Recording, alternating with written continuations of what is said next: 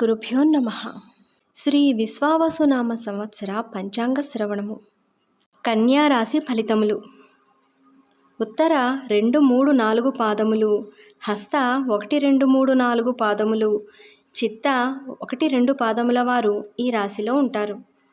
ఈ రాశి వారికి ఈ సంవత్సరం ఆదాయం 14, వ్యయం 2, రాజపూజ్యం 6, అవమానం 6గా చెప్పబడుతోంది. ఈ రాశి స్త్రీ పురుషులు విద్యా కళత్రకారకుడైన గురువు 10వ స్థానంలోనూ, శని బలంగానూ ఉండడం వలన అధిక ప్రాముఖ్యతతో కూడిన జీవితాన్ని గడుపుతారు. రాజకీయంగానూ, విద్యా, ఉద్యోగ, కళ, సాంఘిక రంగాలలో ఉండేవారికి మంచి ప్రోత్సాహకరంగా ఉంటుంది. ఆ రంగాలలో వారిదే పైచేయిగా ఉంటుంది.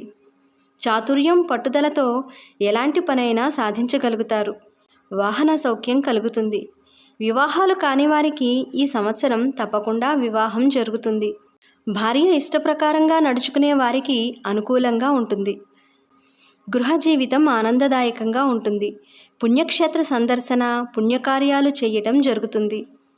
సంఘంలో వీరి కీర్తి ప్రతిష్టలు పెరుగుతాయి. స్థల మార్పులు, గృహ మార్పులు జరగవచ్చు. ఈ సంవత్సరం వీరికి పట్టిందల్లా బంగారం అన్నట్లుగా ఉంటుంది. ఈ సంవత్సరం ఆదాయాభివృద్ధి, గృహంలో శుభకార్యాలు జరగటం జరుగుతుంది. కోర్టు వ్యవహారాలు వీరికి కలిసి వస్తాయి. ఈ సంవత్సరం ఉద్యోగస్తులకు బాగా కలిసి వస్తుంది. గత కొంతకాలంగా పడుతున్న బాధలు తొలగిపోతాయి. ఉల్లాసంగా, ఉత్సాహంగా జీవితాన్ని గడుపుతారు.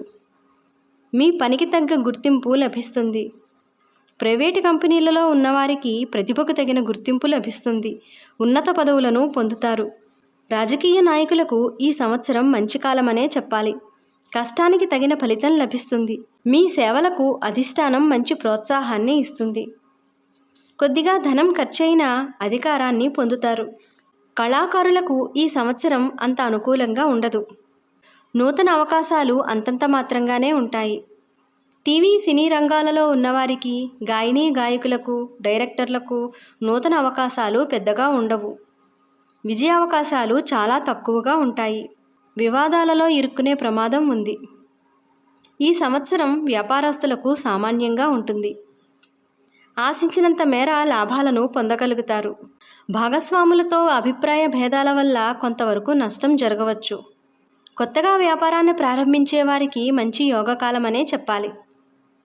ఈ సంవత్సరం విద్యార్థులకు గురుడు ప్రారంభంలో బలంగాను, తదుపరి 10వ ఇంట ఉండడం వలన జ్ఞాపక శక్తి బాగుంటుంది. పరీక్షలు బాగా రాసి మంచి మార్కులను సాధిస్తారు.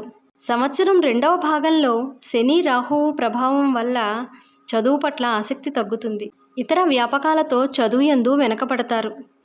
క్రీడాకారులకు అనుకూలంగా ఉంటుంది.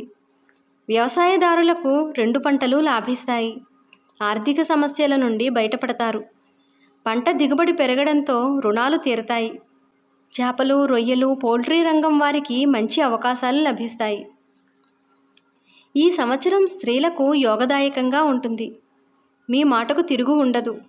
ప్రతి ఒక్కరూ మిమ్మల్ని గౌరవిస్తారు. కుటుంబంలో మీ విలువ పెరుగుతుంది.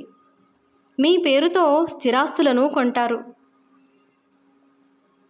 రాహుకేతు ప్రభావం వల్ల ఆరోగ్య భంగం కలగవచ్చు. వివాహం కాని స్త్రీలకు ఈ సంవత్సరం తప్పకుండా వివాహం జరుగుతుంది. సంతానం కోసం ఎదురుచూసేవారు ఈ సంవత్సరంలో తప్పక సంతానవంతులు అవుతారు.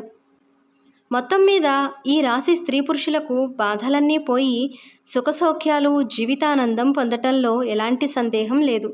రాహుకేతు దోషము, నరఘోష తొలగటానికి మంగళవార నియమాన్ని పాటించాలి. ఇష్టదైవారాధన మీకు మరిన్ని విజయాలను చేకూరుస్తుంది.